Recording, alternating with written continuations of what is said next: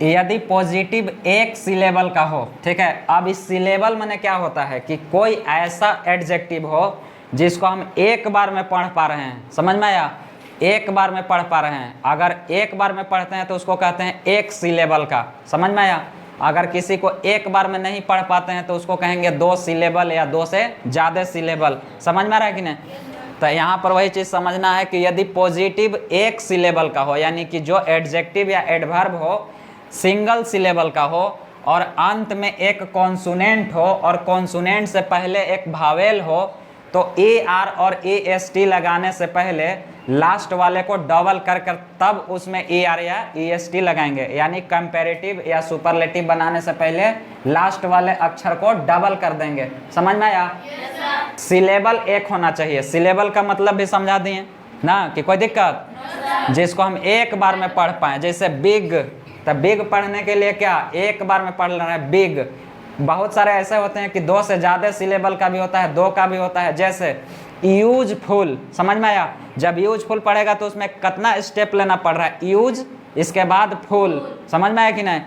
Intelligent, interesting, बहुत सारा ऐसा है कि बीच बीच में हमारा लग रहा है कि ब्रेक हो रहा है, समझ में आया कि नहीं। इंटेलिजेंट ऐसे दो तीन स्टेप में हो रहा है, समझ में आया कि नहीं। तो जहाँ पर रोकने का संभावना लगता है तो उसी को सिलेबल कहा जाता है, समझ में आया। तो इसमें जितना भी है कहीं भी रोकने लायक नहीं लग रहा है। Big, hot, red, thin, wet, ऐसा थोड़ी है लग रहा है कि दो बार में हम तोड़ के उसको पढ़ रहे हैं, ऐसा नहीं लग रहा है। तो इसी को कहेंगे इस टाइप के। और भी मतलब यहाँ एग्जाम्पल इतना लिया गया है, इस टाइप के जो एडजेक्टिव या एडवर्ब होते हैं उसको क्या कहेंगे, सिंगल सिलेबल वाला, समझ में आया कि नहीं। तो जब सिंगल सिलेबल वाला रहे, लेकिन इसमें टर्म एंड कंडीशन क्या है कि लास्ट में कॉन्सोनेंट रहे और कॉन्सोनेंट से पहले भावेल रहे, तब कंपैरेटिव या सुपरलेटिव बनाने के लिए यानी ए आर और ई एस टी लगाने से पहले क्या कर देना है, लास्ट वाले को डबल कर देना है, समझ में आया। जैसे अगर हमको बिग को बनाना है कंपैरेटिव तो क्या करना होगा, बी आई डबल जी, समझ में आया ना। यही चीज़ यहाँ समझाया जा रहा है कि लास्ट में क्या है, कॉन्सोनेंट है और कॉन्सोनेंट से पहले क्या है, भावेल है, इसलिए हमको लास्ट वाले को क्या करना पड़ रहा है, डबल। अब इसमें हम लगाएंगे ई आर। और इसी तरह से सुपरलेटिव बनाने के लिए भी हमको क्या करना होगा, डबल जी करके तब लगाएंगे ई एस टी। कोई दिक्कत, समझ में आ रहा है कि नहीं। अब देखना हॉट, तो हॉट को भी वही लक्षण है, क्या है, लास्ट में कॉन्सोनेंट है और कॉन्सोनेंट से पहले भावेल है। तो ई आर लगाने से पहले क्या करेंगे, एक और टी लगाएंगे, समझ में आया कि नहीं।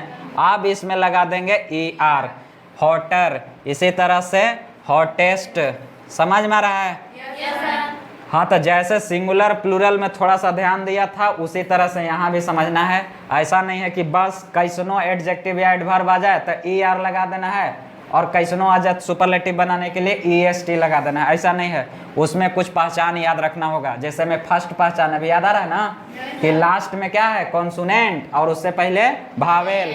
तब जब भी ई आर या ई एस टी लगाना है तो लास्ट वाले को डबल करके, समझ में आया कि नहीं। रेड, तो रेड के क्या करना होगा, आर ई डी। अब बताओ एक और डी, तब ना ई आर। इसी तरह से R E double D E S T, reddest.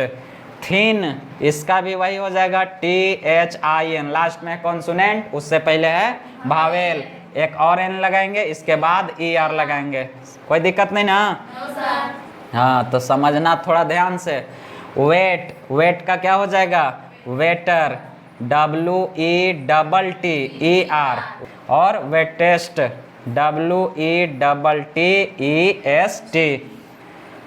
तो इसमें तुम लोग क्या सीखा कि अगर कोई एडजेक्टिव या एडवर्ब सिंगल सिलेबल का हो, एक सिलेबल, और सिलेबल क्या होता है समझाओ फिर से हमको, अभी तुरंत समझाए ना, जिसको एक ही बार में पढ़ सकते हैं। ऐसा पढ़ने टाइम हमको फीलिंग ना हो कि हम बीच में सांस तोड़ें, चाहे स्टेप लेकर के आगे पढ़ें, समझ में आया कि नहीं।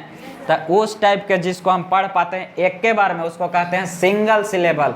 जिसमें एक बार स्टॉपेज किए उसको डबल सिलेबल। जिसमें दो जगह स्टॉपेज करने की ज़रूरत पड़ गया ट्रिपल, यानी 3 सिलेबल।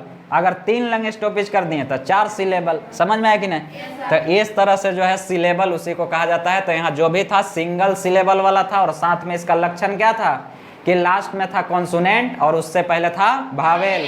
और जब इस कंडीशन में अगर हम लोग को लगाना होगा ER या EST यानी कंपैरेटिव या सुपरलेटिव बनाना होगा तो लास्ट वाले को क्या करना होगा, डबल। कोई दिक्कत नहीं ना। इसके बाद तब लगा सकते हैं ER और EST, इसके बाद कोई दिक्कत नहीं है। तो यही सब चीज़ याद रखना होगा। अब ये नहीं कि कहीं अब बिग में भी BIGAR लगा दो, रूल्स याद रखबे मत करो, बस ऐसे ही सीधा ER लगा दो, ऐसा नहीं हो सकता है। समझ में है ना। जो टर्म एंड कंडीशन रहेगा उसको फॉलो भी करना है। तब बताओ यहाँ तक कोई दिक्कत?